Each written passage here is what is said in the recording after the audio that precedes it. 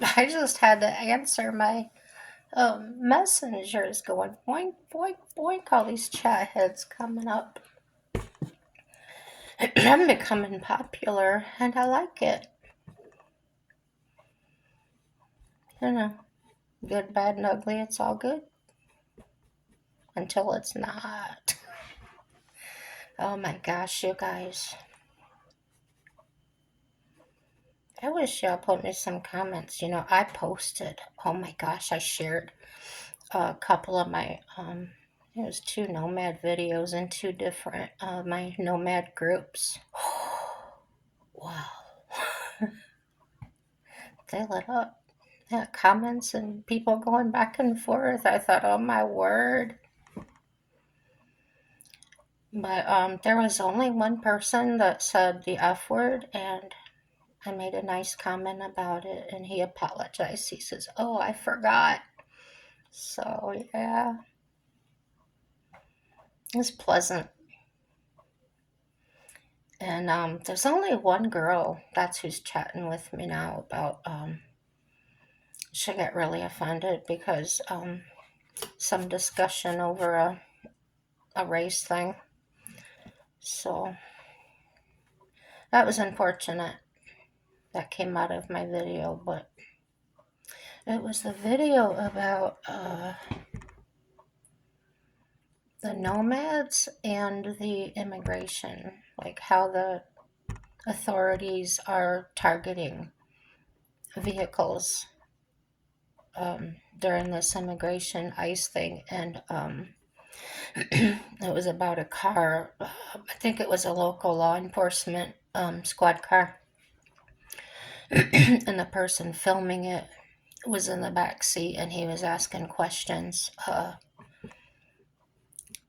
on like how would they pick out how do they determine with all the traffic going by, how would they pick one out or guess one out? And they said that they were looking for low riding vehicles, like they had a bunch of weight in them.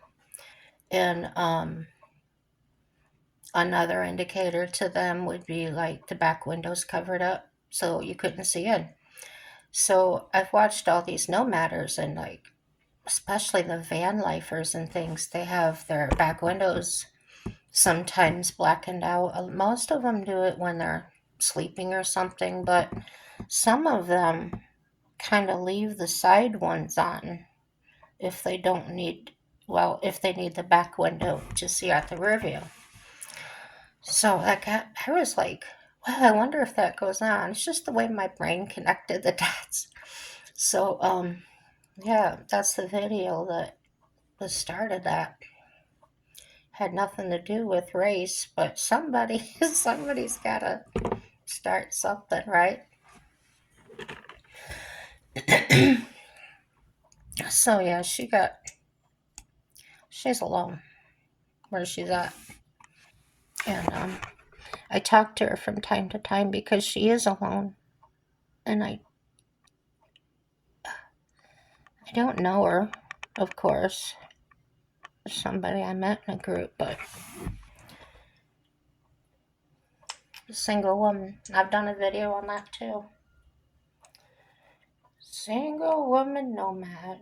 She's got her dogs, but the little ankle biters, I don't know what they would do for her. So I just like to check in, see where she's at, see if she answers me. I kind of know her. Look how bad I messed that up. Trying to do. Um, I don't want to say I know her routines, but I know about what time she goes to bed, about what time she takes her dog out, just from what she said. I gotta go do this now, that kind of stuff. So I kind of know when to contact her, when I hear from her, and if I haven't heard from her, I'll usually wait a while longer, maybe an hour, hour and a half, and then still nothing. Then I might send her a message. Hey, everything okay? Are you sleeping? Or, just a one liner. And usually within 15-20 minutes, she gets back, oh, yeah, I was on the phone, or, shoo, I feel better. I like that she takes pictures where she's at, but I haven't seen like she's posting her area. So they're pretty up close to her vehicle and stuff. So I think that's pretty good of her. I've mentioned that in a video about no matters showing the whole thing and saying, oh, this is where everybody comes to. Oh, thank people. Well, I was a locksmith, as you know. Here's the key to my brain. You gotta think like a thief, but don't be a thief. It's tricky. Just because I know how to do it doesn't mean I should, and I don't. I just never have that urge, and that's a blessing. Thank God I don't ever have those urges. Lots of times there was cash left in a foreclosure or something, and I would take a snapshot to take a picture of it and text it to whoever I was working for. This was here, and let you know. And but I got a lot of callbacks. I could have had $20 or something, but instead I got the callbacks that equaled like 500. So it's a no-brainer, right? Yeah. So I've been icing. It's like hurts all the way back up into my. That it's not hurt. I don't know how to explain it. It feels tight and hot. They were scared. They kept telling me I was going to have a dry socket. I said, oh no. When I had all 4 wisdom teeth out at the same time, I got all 4 dry sockets. Oh, I woke up screaming in the middle of the night. It was so horrible. So I was like, oh no, oh no. I kept icing it. I was up till 2 o'clock in the morning, just scared to go to sleep. Um, I didn't want to rinse my mouth. I didn't want to eat. They said, oh, you're gonna have soft food. No rice, nothing that'll get in there. I'm thinking everything I eat will get in there. So I ended up settling. I'm sure all of you know what ramen noodles are. Anyway, if you've never had them, package of noodles, and they got this little seasoning pouch that's like 5,000 milligrams of sodium. It's the worst thing for you. Anyway, I buy them for the noodles, and I stick the seasoning packs up into the cabinet. So if I ever do want to use them for like bouillon or something, I'll do that.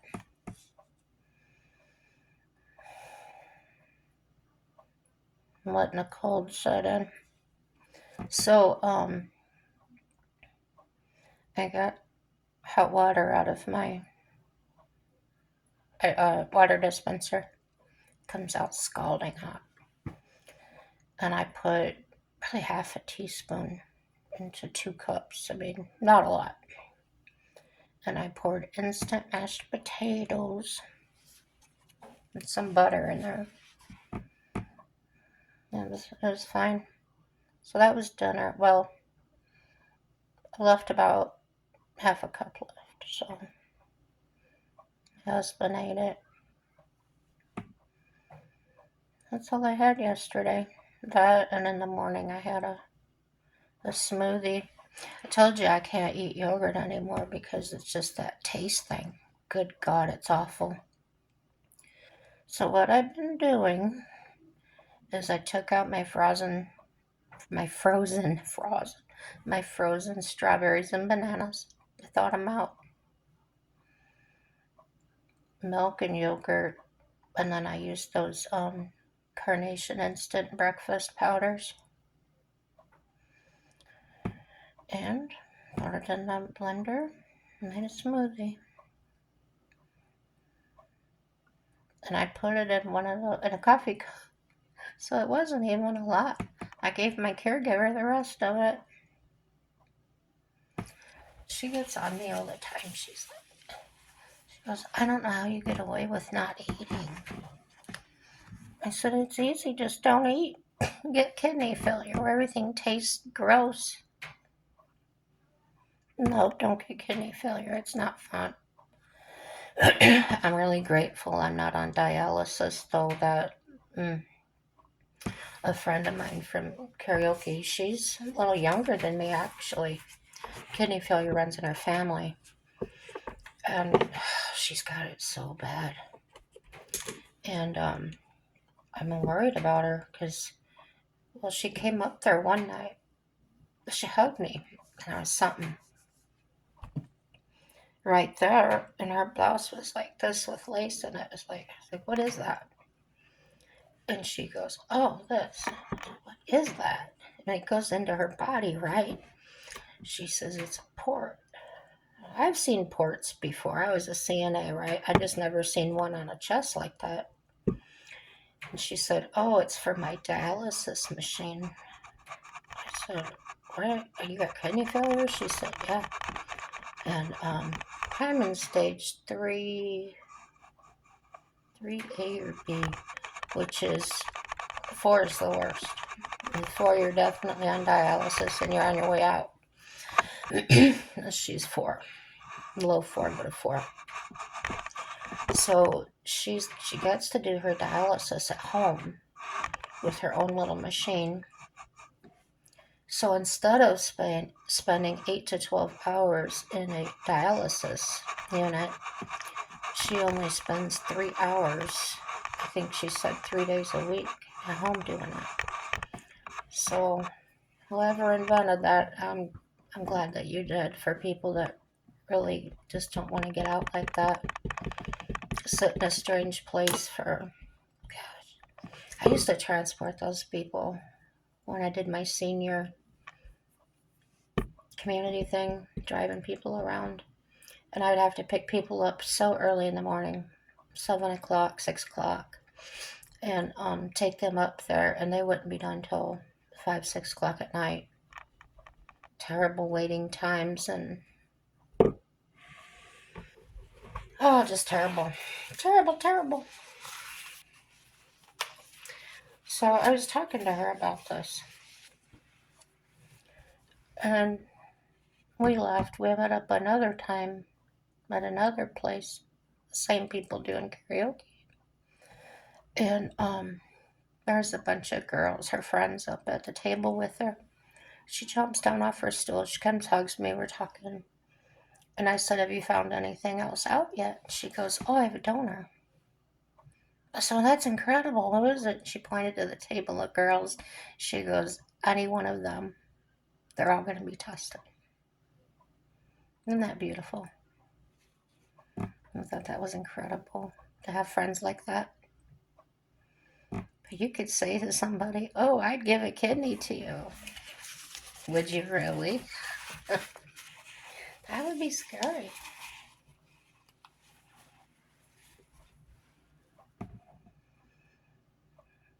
I think I would have done it if I was healthy and everything, and I think I would have. Somebody I knew, or somebody I knew needed it real bad. No. But I'm not donating my body to science. No. They can imagine how I was. That's enough. I donate my brain, but it might confuse them. I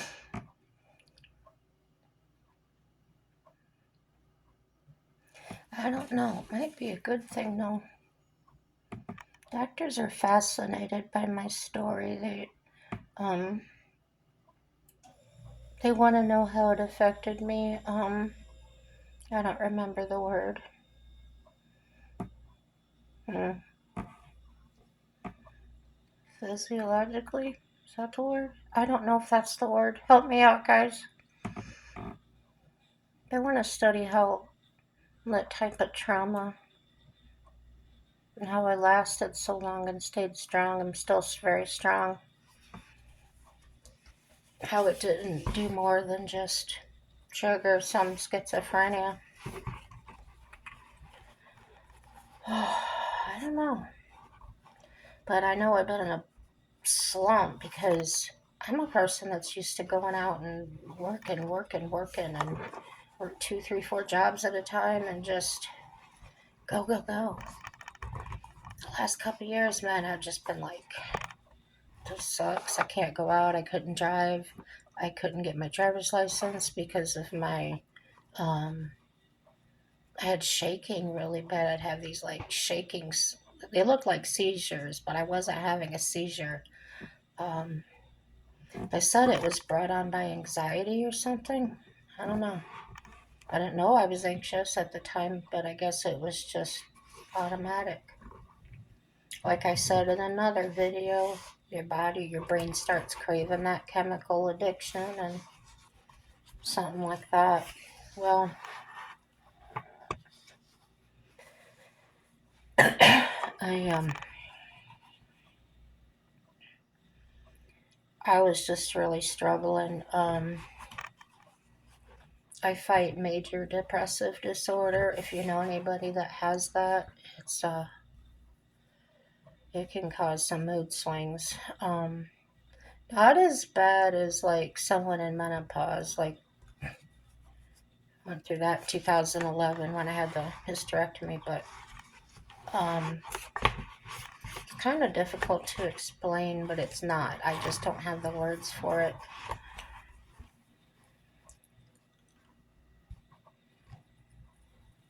I would just start to feel like I didn't have a point of being here. What's the point? Why am I here? I can't do anything for anybody. I can't work. I can't. I'm just a leech on society. And then this is something that happened while I was thinking I was a leech on society. I was on the phone call with somebody I loved dearly, and she was in a downstate herself. She had just lost her job and stuff, but she was getting unemployment. This is a person that makes $50,000 a year. I bring in 13,000. Okay, and she says to me, "Consider the place she's at.